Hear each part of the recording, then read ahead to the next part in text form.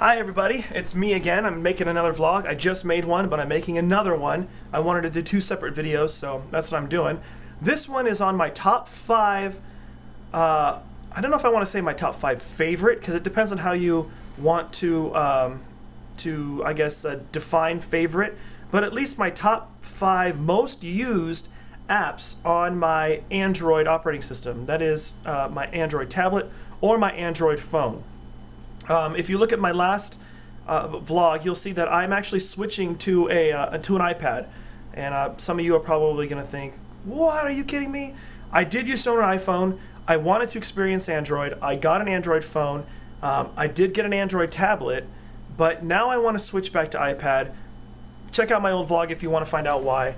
I feel like I have a lot of really good, valid reasons for it, and it kills me inside because I really believe in Google and what they are doing, but right now it's just not. It doesn't work for what I'm looking to do, and but there are a lot of cool options that I do like about the Android system, and I will keep my eye on it. But for now, I want to get an iPad. So anyway, top 5 apps on Android, and these might be on iPad or the iTunes or whatever as well.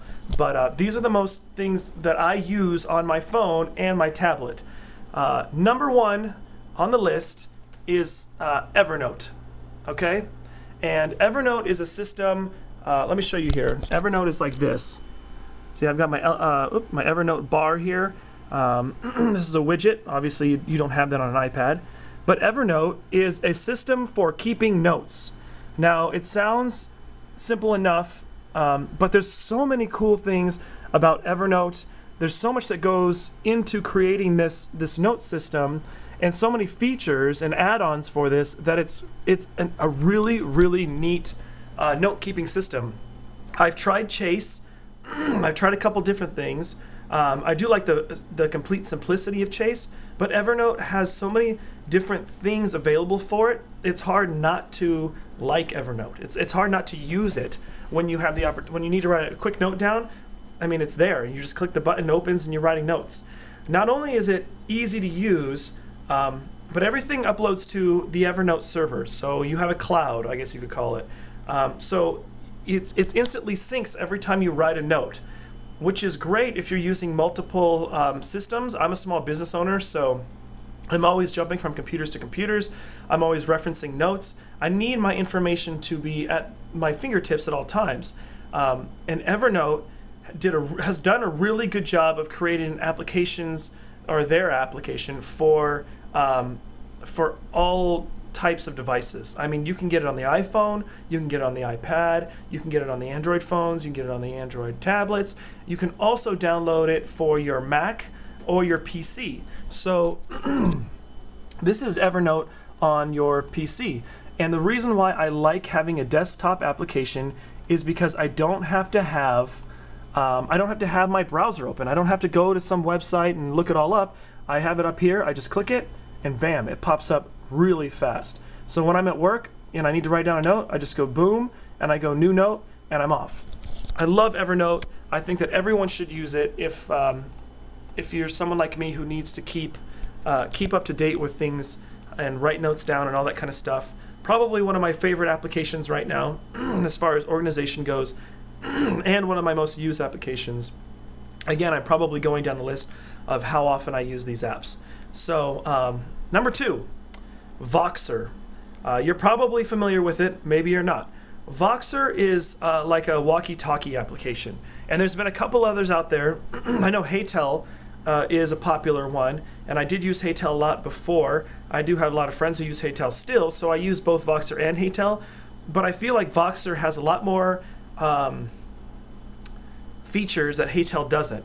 HeyTel works, but it's a little confusing, I think, a little bit. And not really, but it's kind of like, it's not very intuitive. Now, Voxer is a lot more intuitive. It has a lot more better style as far as the application looks, and like, again, it's a little bit more intuitive. And let me show you Voxer here. What Voxer lets you do is, these are a list of people on Voxer. I didn't add these people to my list. what I did is I used Voxer with my Facebook. So it let me log in to Voxer with Facebook, and it shows me who else is using Voxer and who I can communicate with right away if I wanted to. So here's my brother right here, and I can click it, and down here it says hold and talk. All I do is just push it down, and I can speak, let go, and whatever I said goes straight to my brother's phone or tablet or whatever they're using. But also right here, you can click here and you can type in a message. So you can, I guess text them in a way, or, send them a note or whatever you want to call it. Also, there is a button here to take a photo. So I can take a photo and it instantly sends to them as well, or get it out of my gallery. Or here, you can also let people know where you are and stuff like that. So Voxer has a lot of cool things about it that I really, really like.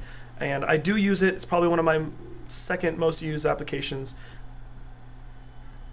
in general. So anyway, probably the number three most used application on my phone is going to be all the Google tools available. I know there's a lot of different stuff, but I just want to say that Google has created a very cool suite of tools that are free, like Google Calendar, Google Docs, and all that other kind of stuff that Google has. I do have my stuff synced to Google, so as soon as I set a new appointment, it just goes straight up to Google. Again, I can get my calendar on any device. I can get to my Google Docs if I need to on any device. And a lot of people use Google, and most people who do use the internet have a Google account. So it's easy to share information with them. I use Google Docs for to share some documents with different people, and it's easier to share documents on Google Docs, I feel like, than it is for me to share documents or notes on Evernote, because not everyone uses Evernote, but most people have at least a Google account, so you can always send people documents a lot easier. I don't necessarily need to show you that. You can just go to check out docs.google.com or calendar.google.com or any of those things, and there's apps for that as well. And again, you can sync all that to your phone. So Google has a lot of tools that I use all the time, and so that's probably going to be my third most used tools / applications. Number 4, Runkeeper. Now, this is, again, it depends on what you do and who you are and what you're into, but I use Runkeeper a lot, and Runkeeper is an app for people who work out, I guess, people who like to go running or hiking, and I do enjoy doing those things with my wife once in a while. I don't like running too much, but when I do run, I do like to use Runkeeper. Although I've found that I have a lot of problems with the GPS on my phone, which is very frustrating. And again, another reason why when I had an iPhone, I never had these issues. But anyway, Runkeeper, let me show you here. Runkeeper is an app that lets you track your runs or your hikes or whatever. Let me just switch my phone or my camera here so I can get a little closer. You enable your GPS and you can track what you're doing. So say I'm hiking or running or cycling or any of these things here. I don't do a whole lot of elliptical or downhill skiing in San Diego, I guess. But when I do go hiking, I do set it to hike, and you can input type GPS, and you can have it coach you, and it lets you know where you are and what you're doing and how long it's taking you and all those kind of things, and it estimates how many calories you burned and all that kind of stuff. And it logs your activity, so you can look back at what you've done. So like for example, here I did a 2.39 mile hike, and this graph shows you the intensity of your entire hike. And here's a map here. Oops, there you go. That shows you where you went, and keeps track of it, and that's cool. I like that, especially when you're going on a hike somewhere where you don't know the location very well, and you just kind of want to freestyle it. Although I wouldn't recommend that because this does need internet service to load the maps. But I'll show you another app that you don't need that. This will keep you in track of where you are and where you're going and what you're going to see and all that kind of stuff. So Runkeeper is really cool, and there's some stuff that you can actually get for Runkeeper, which will track your calorie burned and your heart rate and stuff like that as well. But that's extra equipment that you can buy. But anyway, Runkeeper is a cool app. I do like that. Let me take my camera out of this mode. And the last one, although I probably should have switched my camera because I need to get closer again. Again, for hiking, although it's not available for the iPhone or iPad, there's probably better apps for this, for what I want to do. But anyway, hold on, it's loading. I know I'm being distracted here. The application is called Backcountry Navigator Pro. And I did pay for this because we do like to go hiking sometimes out in the mountains. And we went hiking last time, and I used Runkeeper, and I didn't have any 3G signal or 4G signal, and I didn't have any maps. All I had was a line of where we went, like a GPS, like line showing what, which direction we went, but no map behind it. So when we were walking and hiking the mountains, at one time we did get a little lost, and I was looking at it and I said, well, I don't really know where we are because I don't have any 3G signal. Well, Backcountry Navigator Pro helps you with this issue. And let me show you again. This application does basically the same thing as Runkeeper kind of does. It's not as intuitive, but it has a lot of cool features using different map systems.